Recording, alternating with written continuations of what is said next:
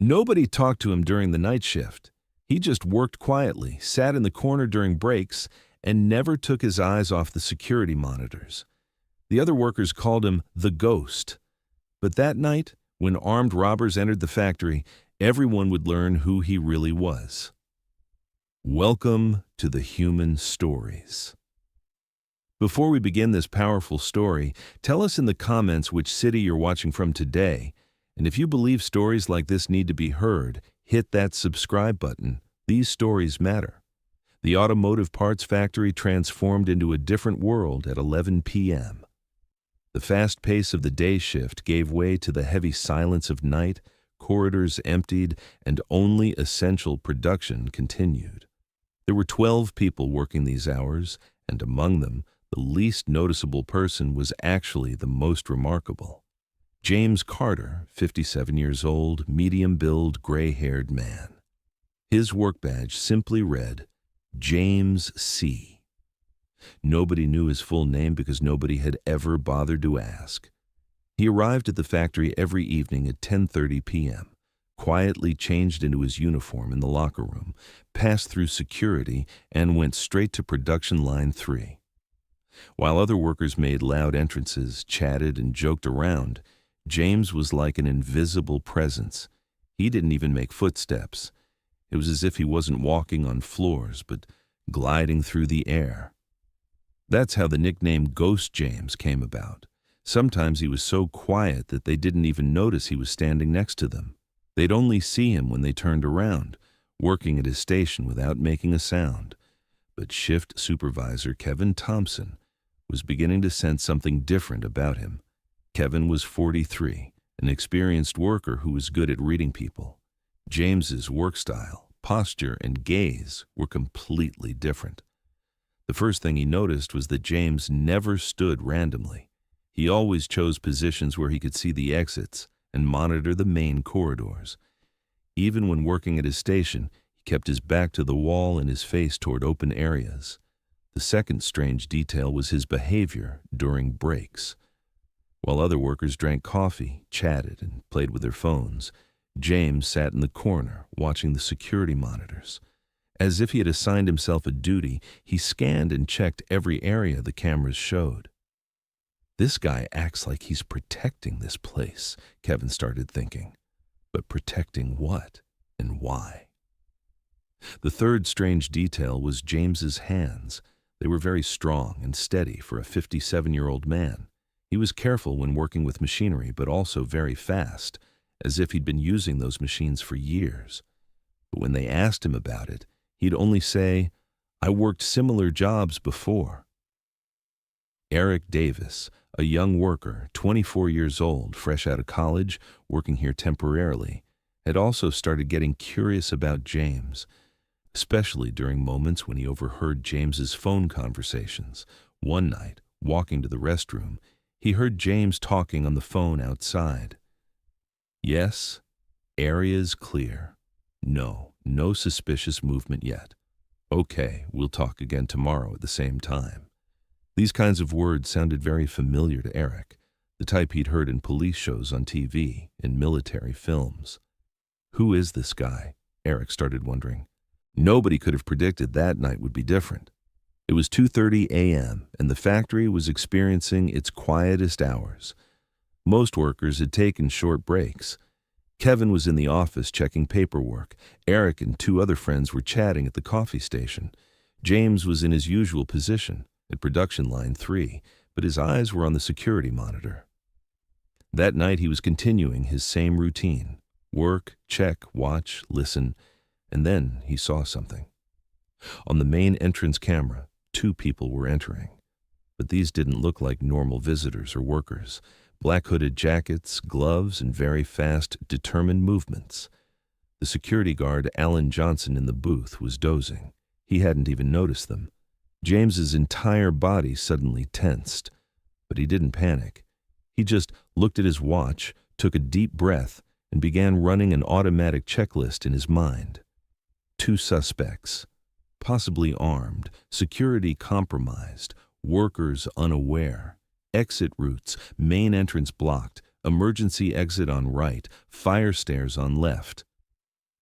He was so used to making these calculations that it felt as natural as breathing. The other workers had never seen him like this. Suddenly, his entire posture changed.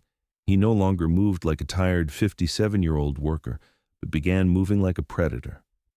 His steps became quieter, but at the same time, much more determined.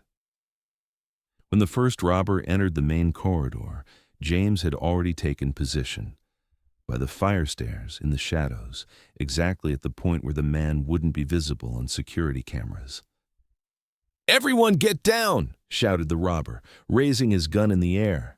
His voice echoed throughout the factory. The three young workers at the coffee station were shocked.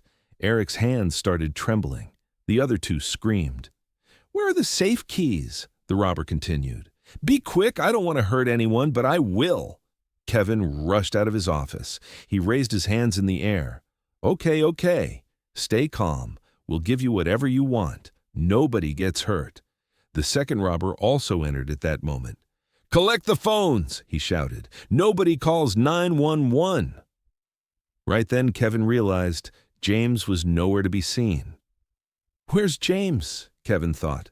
But right now, there were more important matters. The robbers were moving systematically. The first man controlled the workers, while the second headed toward the safe. But in James's professional eye, these were amateurs. They were nervous, rushed. Their plan wasn't solid. That was good news for him. "Nobody move," shouted the first robber. "We just want the money and we'll leave." Kevin, keeping his hands up, spoke slowly. "Okay, buddy. Stay calm. The safe is over there and I have the keys, but stay calm." "Give me the keys," ordered the second robber. Kevin slowly reached into his jacket's inner pocket, but just then, a very calm voice came from behind them. "Drop your weapons." The voice was so controlled, so authoritative that the robbers didn't understand what was happening at first. When the first robber turned around, what he saw completely shocked him. James was there, but he was no longer that quiet, invisible worker. His posture, gaze, and body language had completely changed. In his hand, he held the second robber's gun. With his other hand, he was controlling the first robber. What's happening?" the robber stammered. "Who are you?" "When did you take the gun?" "Doesn't matter," James said in the same calm tone. "What matters is this. I won't say it a second time. Drop your weapon." The robber had heard this tone of voice before, not on TV, but in real life. From police officers, from soldiers, from people who gave orders, he instinctively obeyed. After James neutralized both robbers, he pulled out his cell phone and made a brief call. Yes, calling from Detroit Auto Parts Factory. 2 armed suspects, neutralized, nobody injured, waiting for police. This conversation style was very professional too, as if he was very experienced in giving such situation reports. The other workers watched in amazement. Eric asked with his mouth open, "James, man, how did you do that?" "Training," James said briefly. "Training I received a long time ago." Police teams arrived 8 minutes later. As the robbers were handed over, the workers were still in shock. When James talked with the officers, he used completely different language. 2 suspects, approximately 25 to 30 years old, 1 9mm handgun confiscated. Second suspect's weapon not checked. Incident began at 2:35, brought under control at 2:38. The police officer was surprised. "Are you a security guard?" "No," James said. "I work here as a factory worker." "But your way of speaking, I've never seen a civilian give situation reports like this." James just smiled and didn't answer. As the workers were leaving for home, Eric noticed something. A card had fallen from James's work bag. When he picked up the card and looked at it, his breath caught. "United States Army, Special Forces Command, retired Master Sergeant James Carter, hostage rescue and counterterrorism specialist." Eric ran to show the card to Kevin. Kevin's eyes widened. "This has to be a joke," Kevin said. "James is just a worker." But the card was real, and now everything was falling into place. The next day, Factory manager Robert Mitchell called James to his office. When James arrived, the manager noticed he was different. Same man, but somehow more erect, more confident. "James," the manager said, "we need to talk after last night." "Of course. Did you receive military training?" "Yes." "What unit did you serve in?" U.S. Army Special Forces Command, Hostage Rescue and Counterterrorism Unit. The manager opened the file. The job application form only said, "Previous experience security work." "How many years did you serve?" 23 years, 4 months. 23 years? The manager looked amazed. "And why are you working here?" "Because my military pension isn't enough. I have a house, kids in college. I need to work." "But you conducted a professional operation last night. You neutralized 2 armed men without anyone getting hurt."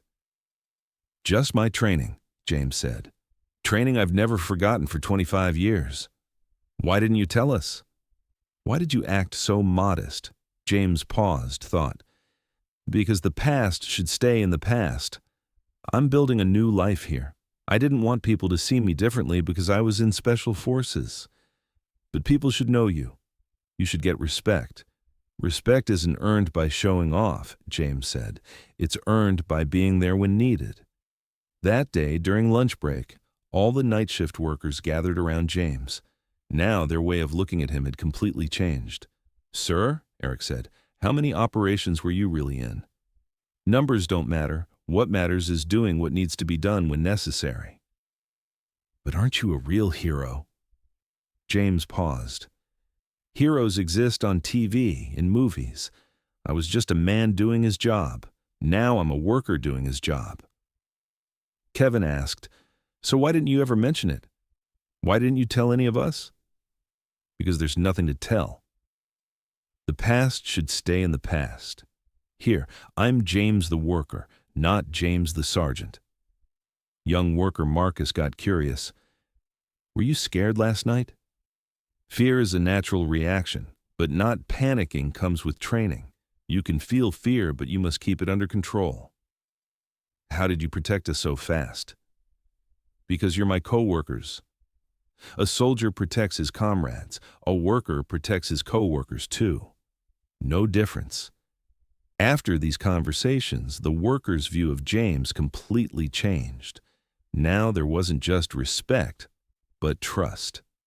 In the following weeks, James's role in the factory began to change. He was still doing the same job, working the same shift, but now the workers were consulting him. One night, there was a power outage at the factory. Everyone panicked, didn't know what to do, but James began giving instructions in a calm voice. "Kevin, where's the emergency generator key?" "In the back warehouse." "Eric, do we have flashlights?" "Yes, in the security office." "Marcus, do you know anything about the electrical panel?" "A little." "Okay. Kevin, start the generator. Eric, bring the flashlights. Marcus, come with me to check the panel." Everyone obeyed him, because at that moment, he was the one showing leadership, producing solutions. 15 minutes later, the power was back. The problem was solved. "James, man," Eric said, "can you solve every kind of problem?" "No," James said. "But if I think without panicking, most problems can be solved. That also comes with training." One night, when the shift was ending, Kevin was alone with James. "James," he said, "I'm curious. What did you actually experience?" James paused, thought. "Kevin, some stories aren't told. They're just lived and tried to be forgotten. But you fought, didn't you? You saved people?" "I did my duty. Nothing more, nothing less." "Do you ever regret it, having done such dangerous work?" "Regret doesn't change the past. I'm happy here. I'm serving people in a different way now." "How so?" "Before I protected my country. Now I protect my co-workers. The service is the same. The scale is different." Kevin nodded. "You really are different, James." "No, I'm just a man who knows his duty."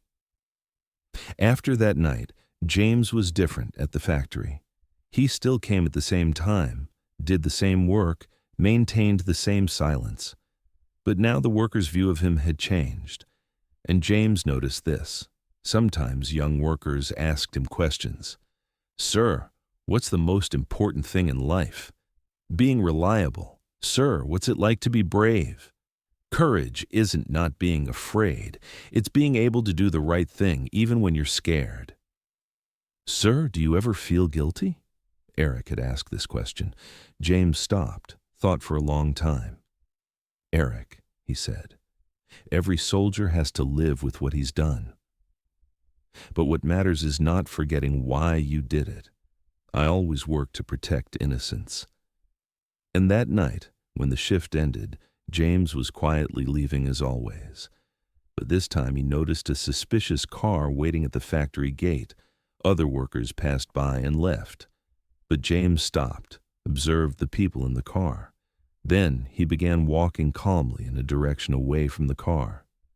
Because some habits never disappear, and real protectors continue protecting even after they retire. This was the story of James Carter, an ordinary worker on the night shift, until danger appeared at the door. Real heroes don't brag, don't tell stories. They're just there when needed. Have you ever met someone like this? Someone who seemed ordinary but actually had an extraordinary past? Share their story in the comments and tell us what city you're watching from. If this story touched you, subscribe and help ensure stories like this are heard. Because sometimes the strongest people are those who live quietly among us. Until we meet in the next story. And remember, next time you see someone ordinary working the night shift, maybe their story runs much deeper.